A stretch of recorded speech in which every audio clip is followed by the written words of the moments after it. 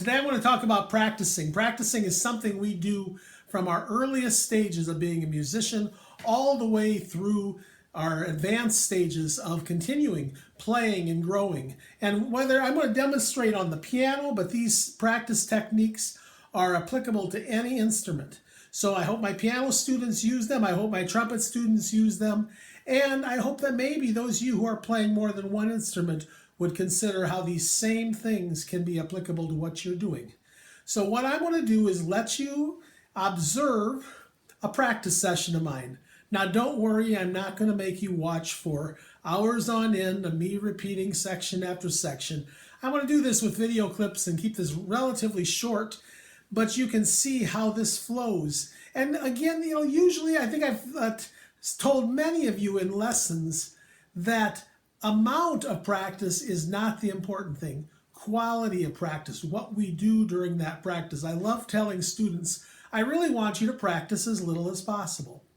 Now, you know that doesn't mean I truly don't want you to practice. What that means is the time you spend practicing, I want to be so good that it's efficient. So then if you do practice huge amounts, it's going to make you that much better. But even if you only have 10 minutes, 15 minutes, 30 minutes, you spend that amount of time being so efficient that you make progress every week. The one good thing about efficient practice, you'll always know when you find it because you'll recognize it. You're going to be progressing. Efficient progress, let me say that again. Efficient practice always gives results. They may not come as quick as you think, but you will see results. It's the inefficient practice that bores us. It's inefficient practice that feels like we're just doing the same thing over and over. So let's talk a little bit about practicing. I love using the analogy of cleaning a house. Now I would never try to clean my house all in one shot. It's just something that I would dream of being able to do, and maybe with my whole family we've done it all on a weekend day, but in reality it's just unrealistic to do. But let's focus on a room or even a couple rooms. When we're practicing, have a goal.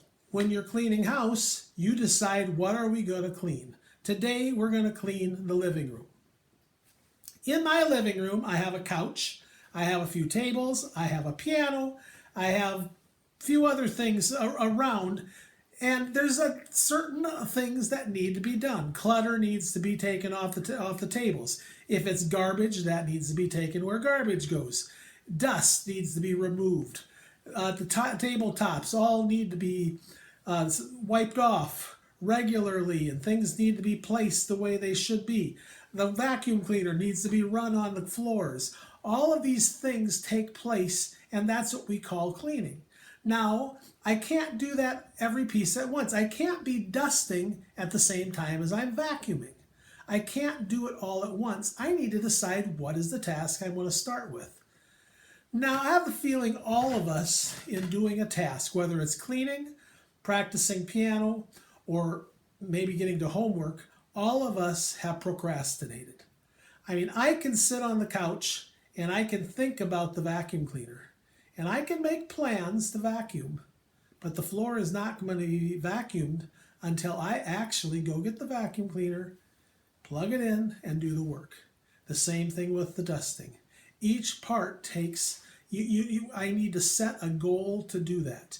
And the neat thing is, when I set those goals, and especially if I focus on small goals, like my living room, it doesn't take many minutes for me to vacuum the living room floor, nor does it take it long to do the dusting. Really, I can clean the living room in a very short time. In other words, I've cleaned as little as possible, but I've still done everything necessary to make the room neat.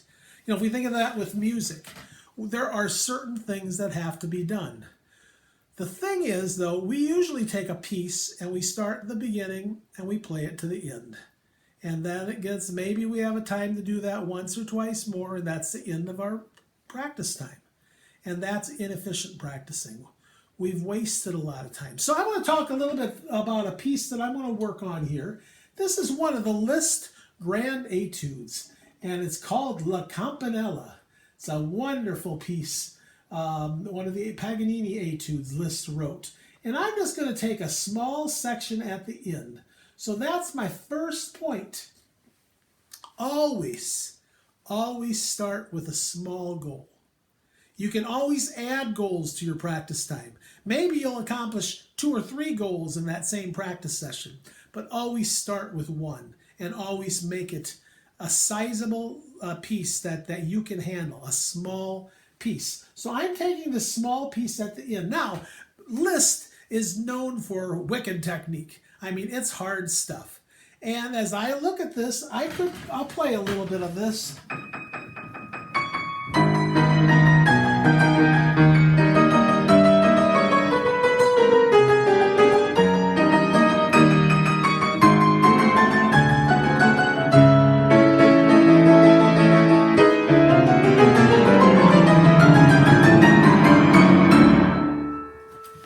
And I could try to fool myself into saying, well, that was okay. I'm going to make progress. If I try that a few more times, I'll get it. But let's face it, I'm not going to. So let's go to the very beginning of that. And what is the basic piece that we always start with when we're practicing? Every one of us have done this. It's how can we figure out the notes and do careful reading? Now, Liszt wrote this in the key of B major. Those of you who have been doing key signatures with me know that is 5 sharps. It's hard to remember, and he has a lot of accidentals in there. That's going to be one of my biggest areas of carelessness. So, in the trumpet, you're going to start working right on the line that you have, and most instruments are that way. In piano, though, we're going to take one hand at a time. I'm right-handed, and I'm going to go right off and say I'm going to use my dominant hand, and I'm going to take this slow. And I'm just going to go right from the top. And rather than trying to make it sound impressive and dream of that I'm playing it well, I'm going to play it carefully and make sure I get the right notes. It'll be something like this.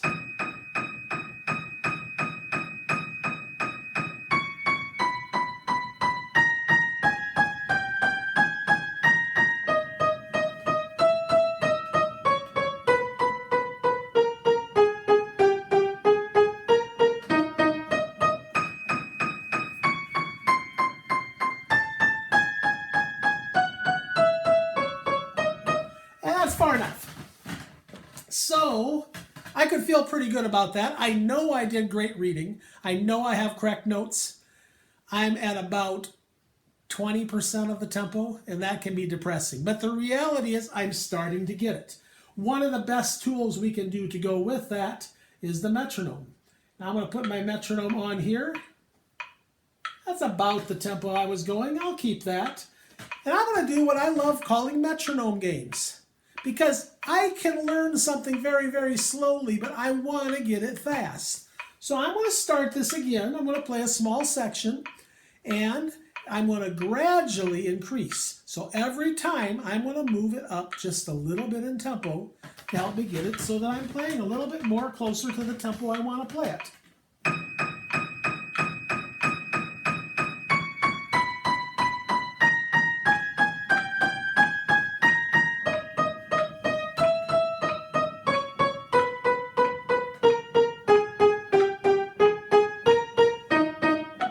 And that's far enough for now.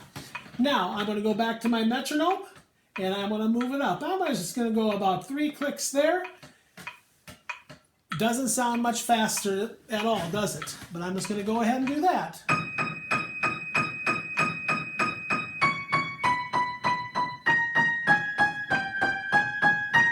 And in reality, I can do that as easy as I did the time before. Now, sometimes we have a section that takes a few times per times that we're going to raise the tempo, but oftentimes you can do it on the first try and then move on. Because every time you do this is a repetition and it's helping. Smaller sections go quicker. Now, so every time I raise that, I'm going to get faster and faster, and guess what? I'm going to get better. And the key thing is I don't have to go all the way up to performance tempo, because when I've mastered something at a slow tempo, I can always play it fast. That's one of the things we often miss as musicians. We think it's hard to play fast. Playing fast is the simple thing. Playing accurately in control is the hard thing. And if you can do that at a slow to moderate tempo, then kicking it up to the full tempo that's the easy part. Another thing that we also need to think about is breaking things in small sections. Now I'm going to take a look at the left hand a few bars later towards the ending of this piece. It has a hard spot, and I'm going to demonstrate what's there.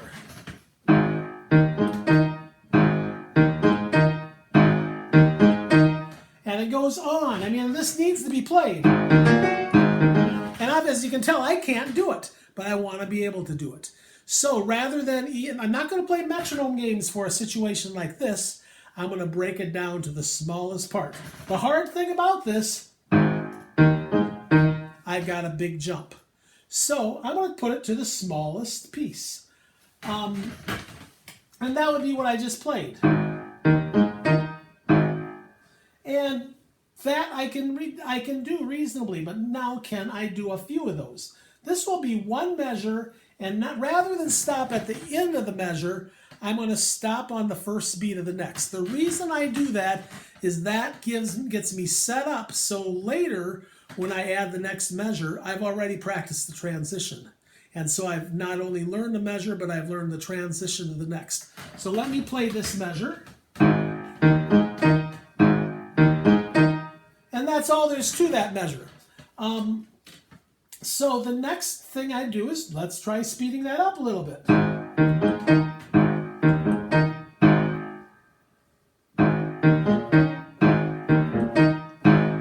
I still feel some sloppiness there. So now I want to see, where is that sloppiness? I think it's right there.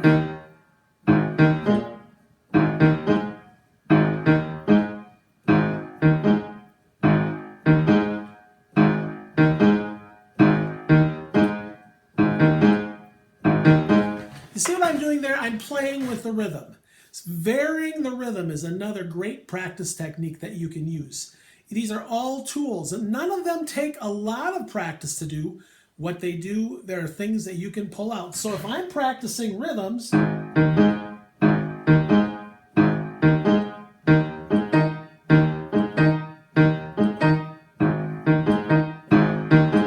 pretty soon I've got that. Pretty soon I have it, and it sounds good.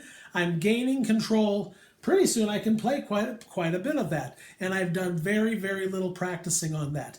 Hands together, putting a piece together, hands together, and this isn't something trumpet players need to think about, but a pianist, that coordination of hands is one of the hardest things. And when we're putting something together, that's one of the best things. In this section I have...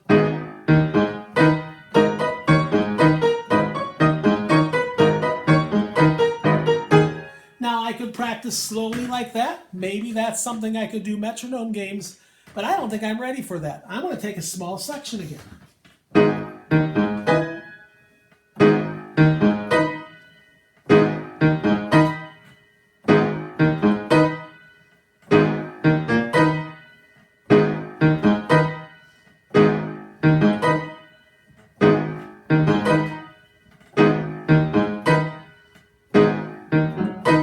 And so forth. Breaking that into small parts. As you could tell at the very beginning, I missed the very first one. But towards the end, I was kind of getting more comfortable, and it was coming even in just a few seconds of doing that. Putting a few minutes of doing that would make a big, big difference. And working sections can be one of the greatest things to do. Getting to know the way we practice, making a strategy, having a plan. And it's okay to end your practice time and you've only worked on a few measures. A practice time is not defined on the quantity of music we've played, but the way we've done it. So if we can accomplish making headways on everything we're doing that we plan to work on, that will make us learn pieces a lot faster, and it's going to be a lot more fun to play piano. I hope these things help you out, and I will be back talking to you another time. Bye now.